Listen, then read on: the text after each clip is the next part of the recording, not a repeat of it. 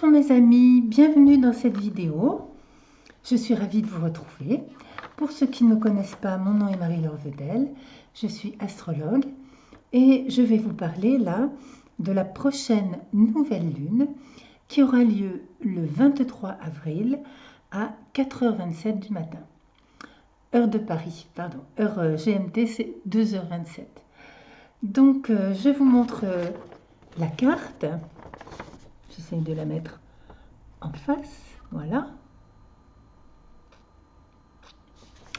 Alors cette carte et cette nouvelle lune surtout, c'est une nouvelle lune, j'ai trouvé assez excitante, quand même bien dans la continuité de ce qui se passe en ce moment, d'accord, mais avec quand même des choses qui bougent et qui sont très intéressantes. Alors déjà, une nouvelle lune, c'est une conjonction du soleil et de la lune. C'est-à-dire que le soleil et la lune, dans le ciel, enfin, sur le zodiaque en tout cas, sont juste à côté l'un de l'autre. Et quand deux planètes sont juste à côté, on appelle ça une conjonction. Et cette conjonction a lieu à 3 degrés du Taureau. D'accord? Donc le soleil et la lune sont à 3 degrés du Taureau. Et ils sont tous les deux conjoints, donc juste à côté également, de la planète Uranus, qui est, elle, à 6 degrés du Taureau. Alors, c'est très intéressant parce que le Taureau est un signe qui aime prendre son temps, qui aime la continuité.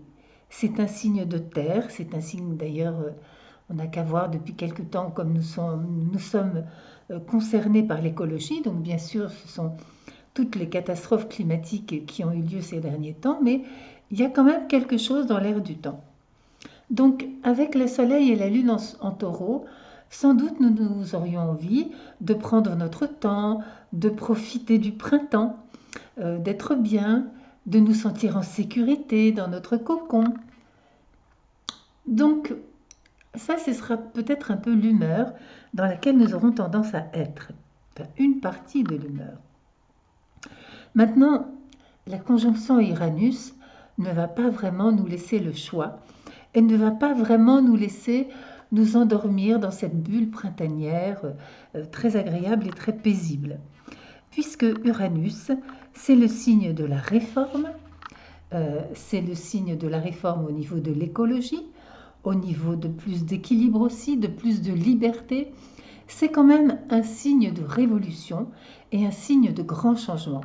Et c'est un signe qui a un rythme rapide. Pardon, pas un signe, une planète. Une planète qui a un rythme rapide.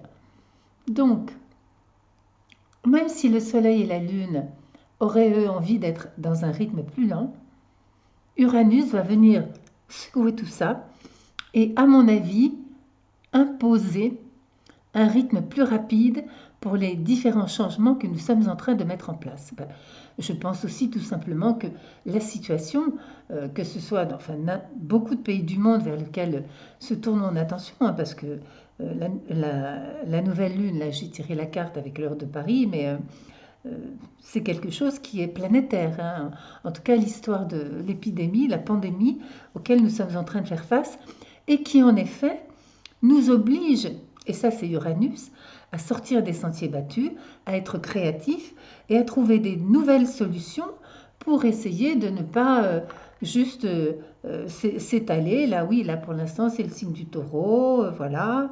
Mais c'est sûr que si on ne réagit pas vite et créativement, on va se retrouver dans des gros problèmes. D'ailleurs, beaucoup de gens à qui je fais part de toute ma sympathie sont déjà dans des gros problèmes et de santé et financiers. Alors, je continue. Donc, nos désirs de tradition, de sécurité, je lis mes notes là, hein, de rester comme on était, vont se heurter à la nécessité représentée par Uranus de faire du neuf, du nouveau, d'inventer, que ce soit au niveau collectif, une nouvelle manière d'agir, plus solidaire, et au niveau individuel, de faire changer les choses dans un ou plusieurs secteurs de nos vies. Ça peut être professionnel, ça peut être familial, ça peut être plein de choses.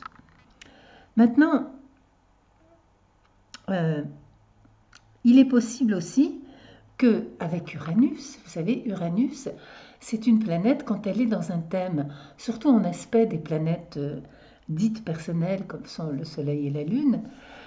C'est vrai que quand elle est dans un thème, en général, elle apporte la surprise. Elle peut apporter des choses inattendues. Donc là, il est tout à fait possible, en effet, j'essaie de ne pas lire mes notes comme ça, sinon je me rends compte que c'est pas que je vous tourne le dos, mais je vous montre le sommet de mon crâne avec toutes mes racines là, puisque le coiffeur aussi est confiné.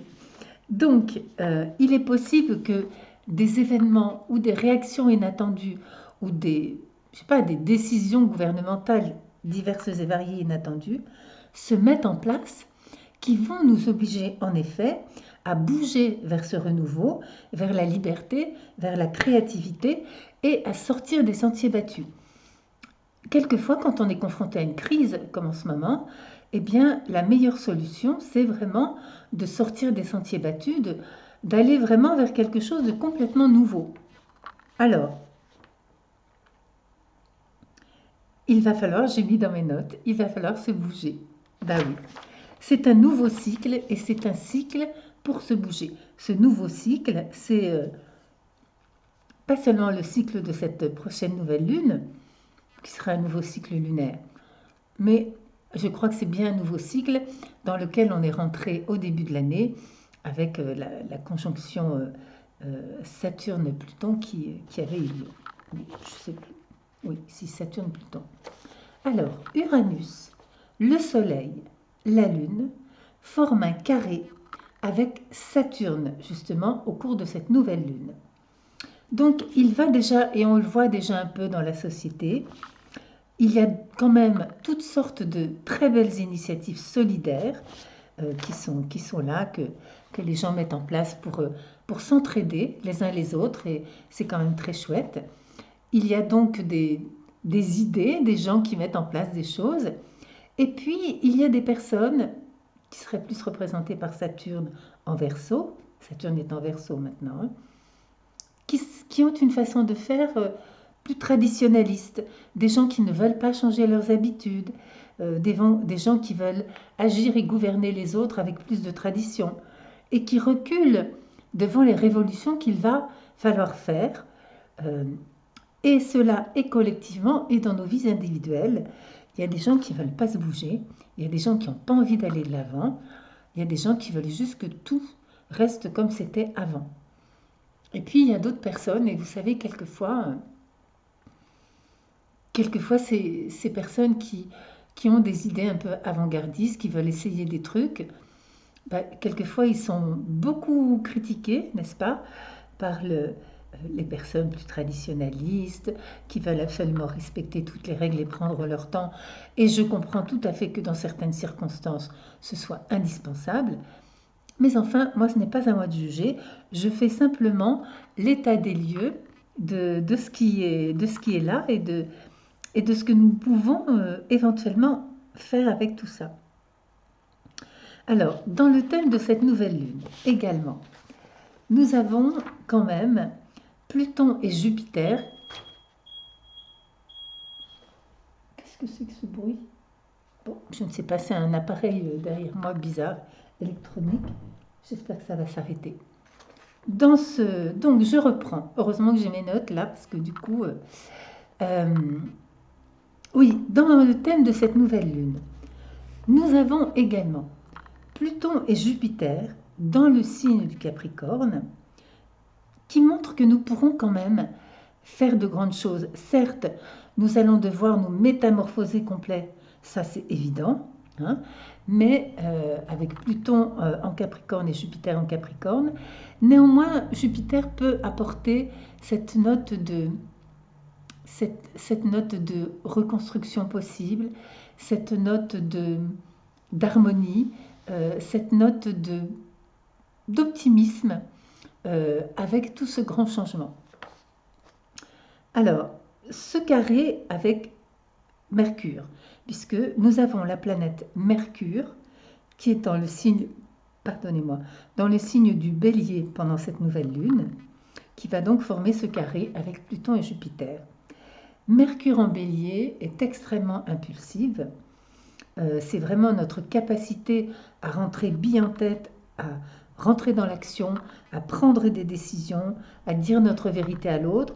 Je pense que les gens qui seront sensibles pendant cette pleine lune, après, il faut comparer avec votre thème natal, les gens qui seront sensibles pendant cette prochaine nouvelle lune, pas pleine lune, à Mercure en Bélier, auront aussi vont trépigner d'impatience et je pense qu'un certain nombre d'entre nous déjà se fatiguent du confinement, même si ils ont bien conscience que c'est quelque chose de nécessaire.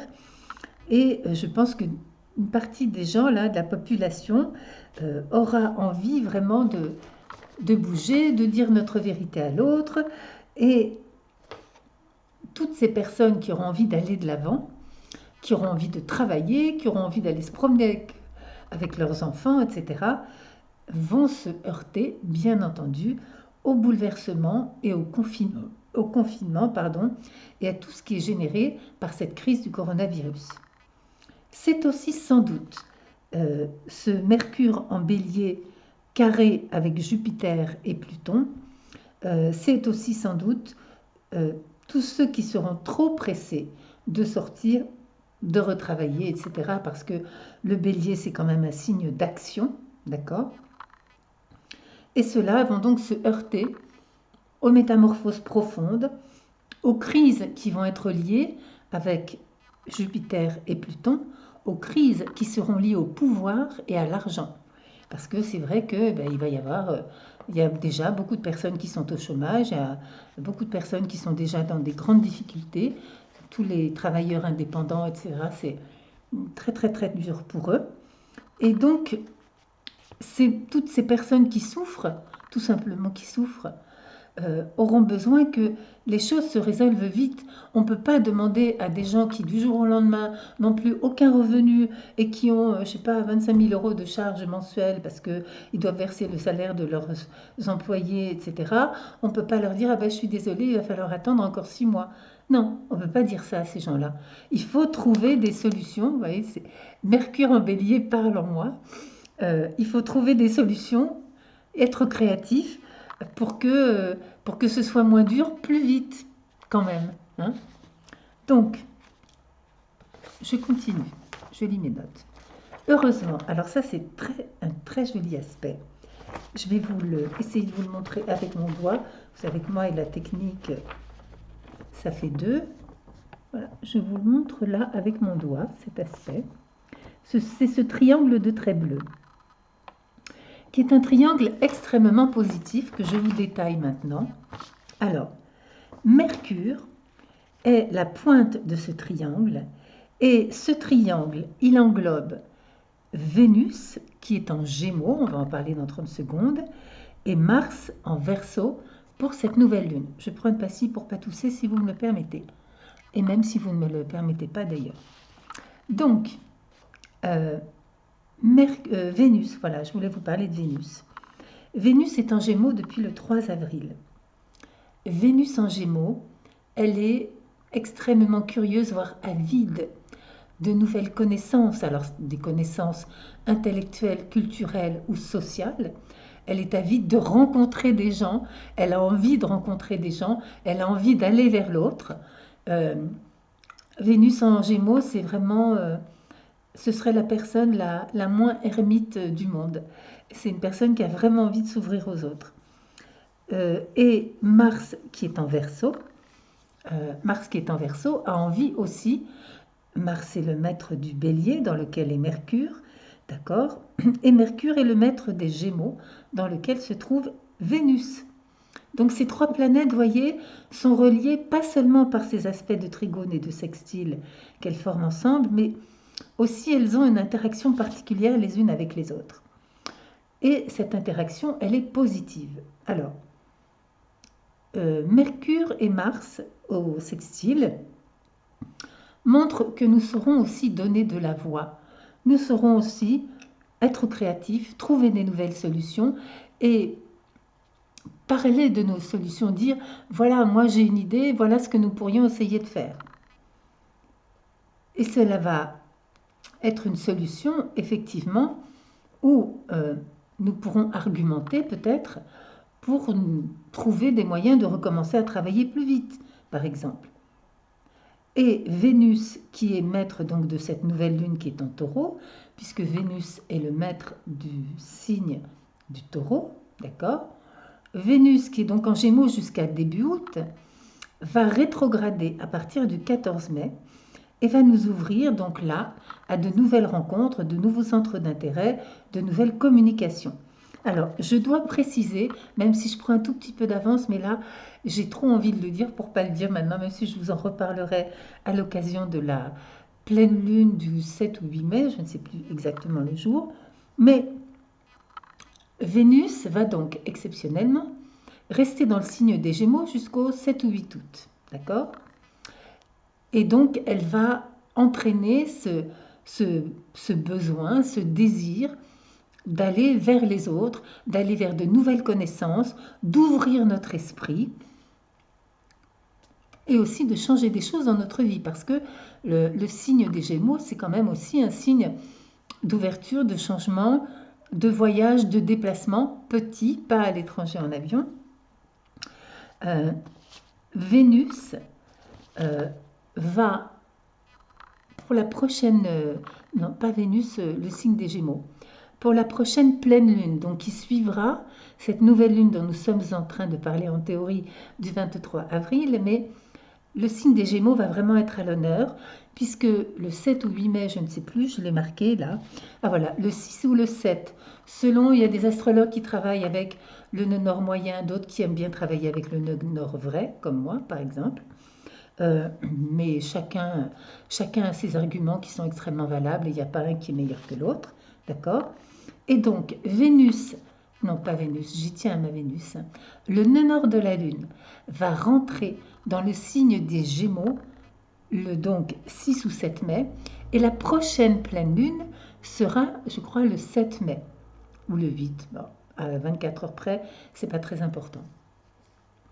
Et donc, ça veut dire que vraiment, tout ce qui concerne le signe des Gémeaux sera complètement valorisé pendant une grande année, sera mise à l'honneur, et en fait là le ciel, par l'intermédiaire des planètes et des autres éléments zodiacaux, le ciel sera en train de nous demander de faire cet effort, mais je pense que ce sera un effort beaucoup plus léger et beaucoup plus agréable que l'effort qui nous a été demandé quand l'axe des nœuds était en Cancer ou en Capricorne, parce qu'avoir le nœud sud en Capricorne, c'était quand même quelque chose qui était quand même un peu lourd à vivre, hein, et même extrêmement lourd pour beaucoup d'entre nous. Donc là, vraiment, l'univers nous demande d'aller vers les valeurs du Gémeaux. Les valeurs du Gémeaux, c'est quoi? C'est les petits voyages, les déplacements, la mobilité. La mobilité, la souplesse et la communication. Il ne s'agit pas là de faire comme le signe qui est en face, où sera le nœud sud en Sagittaire, d'être plongé dans des grands livres extrêmement savants, mais d'une manière un peu rigide. Non. Il s'agira d'être au contact des gens, au contact des autres. Il s'agira de bouger, il s'agira d'entendre ce que les uns et les autres ont à dire et d'en tenir compte. Vous voyez, c'est tout ça qui va être mis à l'honneur. Il s'agira aussi d'être capable, quand on dit de bouger, de se déplacer, ça veut dire de dire, j'ai plus de boulot dans tel ou tel métier, et du coup, je choisis tel autre métier. Je me bouge, je m'adapte avec souplesse, avec simplicité, et en communiquant directement avec les gens autour de moi. Voilà ce que, j'en oublie certainement et j'y reviendrai dans d'autres vidéos, mais voilà tout ce que nous propose le nœud nord en Gémeaux et que nous propose déjà à l'avance la planète Vénus, qui est donc du fait de sa rétrogradation du 14 mai au 26 juin, dont nous parlerons ultérieurement. D'autres astrologues en ont déjà parlé très très bien sur YouTube. Mais en tout cas, le signe des Gémeaux par l'intermédiaire de Vénus, c'est quand même la petite bénéfique du zodiaque, le signe des Gémeaux va être vraiment mis à contribution et va être vraiment, je pense, représenter les valeurs qui peuvent nous aider à nous sortir de ces situations difficiles. Bon, je reprends mes notes parce que là, du coup, je ne sais plus du tout où j'en suis. Donc oui, ce que je voulais vous dire, c'était en fait, même si en ce moment c'est dur ce qu'on vit, même si on n'en a pas dessus la tête d'être confiné, et là on est lundi de Pâques, donc je ne sais même pas ce que va dire Monsieur Macron ce soir à la télé, mais j'imagine que ça ne va pas que nous faire plaisir. Mais en tout cas, quoi qu'il en soit, il y a cette note d'optimisme du fait que Vénus, qui forme donc pour cette nouvelle lune prochaine de très beaux aspects avec Mars et avec Mercure, dont je vais reparler un petit peu, euh, Vénus valorise tout ce qui fait partie du signe du Gémeaux, des Gémeaux, d'accord. Et Vénus et les signes des Gémeaux vont nous aider à nous sentir mieux, à inventer, imaginer avec l'aide d'Uranus des solutions nouvelles. Et nous allons quand même, je pense dès le mois de mai, nous allons vers peut-être même dès cette pleine lune d'avril, même s'il y a bien entendu des tensions, il y a toujours des tensions dans la vie, hein, mais nous allons déjà vers, je pense, une amélioration assortie de nouveautés de notre vie à tous. Et je dirais amélioration, car acceptation des nouveautés. D'accord? Bon, je reprends mes notes.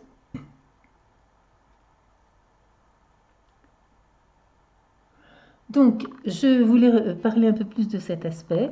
Vénus et Mars, qui sont au trigone l'un de l'autre, donc entre le signe des Gémeaux et le signe du Verseau. Donc, c'est un aspect de rencontre, c'est un aspect de rencontre de nouvelles idées, c'est un aspect extrêmement créatif, d'accord? N'oublions pas que le signe des Verseaux dans lequel se trouve Mars est le signe maîtrisé par la planète Uranus. Donc, vous voyez comment tout se tient comme ça, c'est magique. C'est magique l'astrologie. Hein. Alors, donc ça va être vraiment un moment de renouveau d'une très belle façon.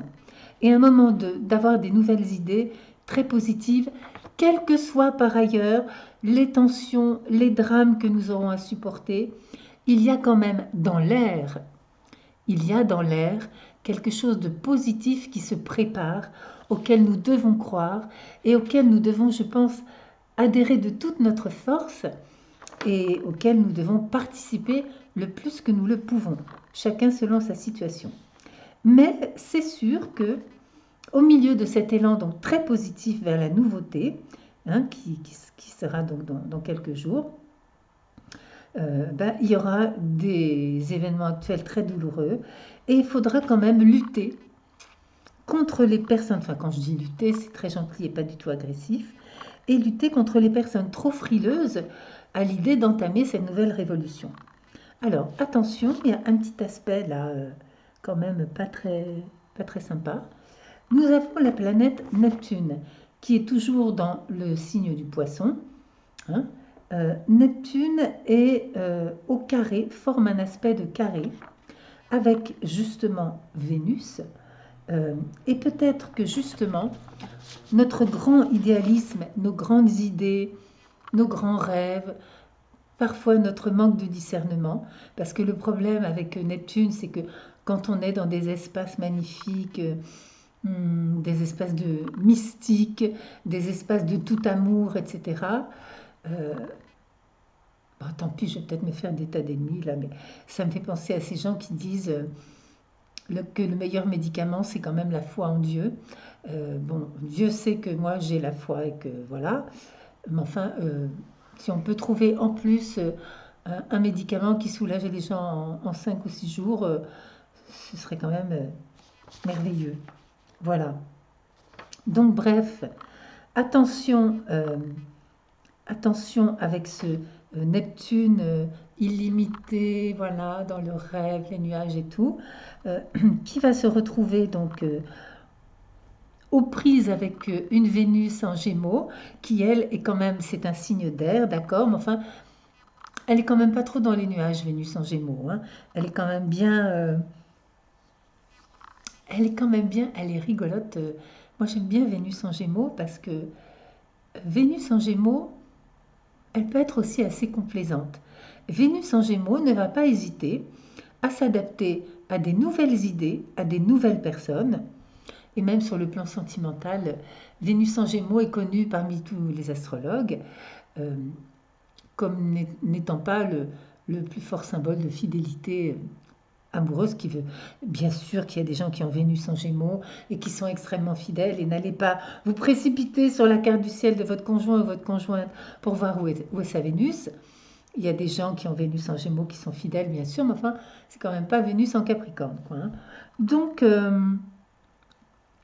Donc, il va y avoir là ce carré qui peut indiquer aussi, attention, des désillusions, des déceptions, quand même, si on ne garde pas suffisamment les pieds sur la terre et la tête bien enracinée sur nos épaules, et si on laisse notre tête voler trop haut dans le ciel. Donc attention à ça. Cela dit, Neptune, puisque nous parlions de Neptune, Neptune et Pluton forment un sextile qui est un très joli aspect, qui est là depuis un certain temps et qui, vu que ces deux planètes sont très lentes, il sera encore pendant longtemps. C'est quand même un aspect de renaissance, de pardon, de transformation spirituelle que je trouve magnifique. Alors, tout cela sur fond de lune noire et Chiron dans le signe du Bélier, qui nous parle quand même bien sûr des problèmes de santé, mais qui évoque aussi des promesses de guérison. Donc c'est une nouvelle lune qui, je trouve, est tout à fait passionnante par les promesses qu'elle affirme. On verra bien comment elle va s'y prendre et qu'est-ce qu'on va inventer pour aller de l'avant dans les semaines et les mois à venir.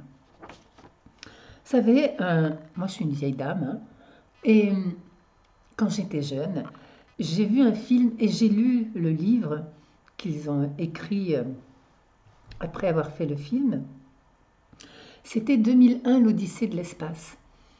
Et là, une des premières phrases du livre, et des dernières aussi, donc la première phrase du livre, c'est quand vous avez si je me souviens bien, c'était il y a longtemps, pardon, un grand singe qui avait tout à coup l'idée, le premier, qui avait l'idée d'utiliser un outil. Et il y avait quelque part un commentaire dans le film qui disait, oui, il ne savait pas comment faire cela, mais une fois qu'il a pris en main son outil, son gourdin, et qu'il a compris qu'il pourrait faire des choses avec, il a acquis cette conscience que s'il y avait d'autres problèmes qui se posaient à lui, il aurait bien une idée. Et la dernière phrase du livre, ça m'avait marqué, je me souviens. On voyait donc ces cosmonautes à l'époque, quand j'ai vu ce film, je ne sais plus, c'était dans les années 70, 80, je ne sais même plus. Il y avait ce cosmonaute qui était très très ennuyé, qui était dans une galère pas possible quelque part dans son vaisseau spatial. Et il se demandait comment il allait faire. Et puis au final, il s'est dit, bon, j'avance pas à pas et je finirai bien par avoir une idée. Parce que c'est vrai que les hommes ont toujours fini par avoir des idées. Alors ils ont fait pas mal de bêtises en cours de route, hein, avec la planète notamment, et avec nous, que la planète est en train de réparer. Parce que j'ai un très bon ami qui s'appelle Gérard, qui est un très grand guérisseur qui m'aide beaucoup. C'est un très vieux monsieur. Maintenant, il ne travaille plus qu'avec quelques personnes proches dont je fais partie. Et on parlait justement l'autre jour de cette crise du coronavirus et de tout ça et de toutes les réflexions que ça nous inspirait. Et c'est vrai que je lui disais, depuis qu'il y a cette maladie, d'accord, nous les humains nous souffrons beaucoup, mais les animaux ressortent de leur terrier, dans les rues on entend chanter les oiseaux, je lui citais, il y a moins de pollution, etc. Et donc on parlait de l'avenir de l'humanité, et Gérard, qui est aussi un grand médium, me disait, je lui disais, mais qu'est-ce qu'on va faire, qu'est-ce qu'on va inventer, justement, pour s'adapter, pour pouvoir continuer quand même à vivre, mais à pas renoncer complètement au confort, etc., mais à protéger un peu plus la nature et nous, au bout du compte. Et Gérard me disait, ne t'inquiète pas, c'est la Terre qui va faire le boulot, elle est déjà en train de le faire, et elle se débrouille très bien toute seule. Et c'est vrai, c'est vrai que vous vous rendez compte qu'un tout petit microbe de rien du tout enfin un virus, pardon, un tout petit virus de rien du tout, est en train de plonger la planète dans le chaos et de nous obliger à revoir toutes nos prévisions, tout ce que nous pensions faire dans nos vies. Donc voilà, je termine là-dessus. Aujourd'hui, aujourd'hui, pas de dialogue avec l'ange, c'est comme ça. Il y a des jours où c'est autre chose. Là, j'avais envie de parler de Gérard, tout ça. Alors, quelques infos pratiques. Je rappelle d'abord à tous mes chers nouveaux amis que je suis pas du tout réseau social. Je ne vais ni sur Facebook, ni sur Instagram, ni sur Messenger. Ne m'envoyez pas de messages par ces moyens-là parce que malheureusement, je n'y répondrai pas. En revanche, je réponds aux emails et je vais vous donner mon adresse email et tout ce qu'il faut. Pour ceux qui voudraient commander leur thème. Alors, je suis très très ennuyée de vous dire ça, mais j'ai une liste d'attente très grande. Et puis, en plus, comme vous le voyez avec ma toux et tout, je recommence à pas avoir une santé mirifique. Donc, il y a des tas de moments où je suis obligée de me reposer. C'est comme ça, j'y peux rien. Je dois faire avec, moi aussi. Et donc je fais de mon mieux pour faire les thèmes de toutes les personnes qui attendent. Mais il y a une liste d'attente à laquelle je n'ai même pas mis je n'ai même pas mis de date. C'est-à-dire, je ne dis pas aux gens, voilà, je vous promets votre thème pour juin ou pour juillet. Non, je dis aux personnes, écoutez, quand j'en serai à vous, je vous dirai. Si vous êtes toujours intéressés, je ferai votre thème avec joie. Et sinon, je comprendrai humblement que, voilà, il y a des personnes qui n'ont pas envie d'attendre Marie-Laure. Voilà. Donc, je voulais vous signaler aussi que je me suis inscrite, pour ceux qui ont envie de soutenir mes vidéos, sur un site de financement participatif qui s'appelle tipeee.com et que vous pouvez, si vous avez envie, donner une contribution si modeste soit-elle. Ça commence à 2 €, mais vous pouvez aussi donner 1 € si vous avez envie, ou vous pouvez ne rien donner du tout. Et pour ceux qui veulent, en donnant un tout petit peu plus, mais ça reste toujours très modeste, vous pouvez avoir accès à des cours d'astrologie que j'ai mis au point. Donc tous les mois, je mets sur Tipeee un cours d'astrologie supplémentaire et une méditation, puisque je pratique l'hypnose depuis de très nombreuses années et que j'aime beaucoup faire des méditations, des choses comme ça. Donc voilà. Donc, je remettrai bien sûr les liens sous la vidéo, mais en attendant, mes petits papiers pour faire rigoler mon ami David Sabat. Donc, mon site d'astrologie, c'est astro-mc.com. Mon adresse email, et je réponds aux emails, c'est mlvedel@yahoo.fr. Et le site de Tipeee, j'essaie de vous le mettre droit, comme il y a du soleil en plus dans ma pièce, voilà, c'est fr.tipeee avec 3 E, c'est normal, .com /Marie-Laure-Vedel. Je remettrai le lien sous la vidéo. Voilà mes chers amis, j'espère que je n'ai pas été trop longue. En tout cas, je vous embrasse très très fort. Je remercie ceux qui sont restés jusqu'au bout pour m'écouter. Et je vous dis à très vite pour la prochaine, pleine lune dans un mois, puisque là je mets en ligne cette vidéo maintenant. Merci, bye bye.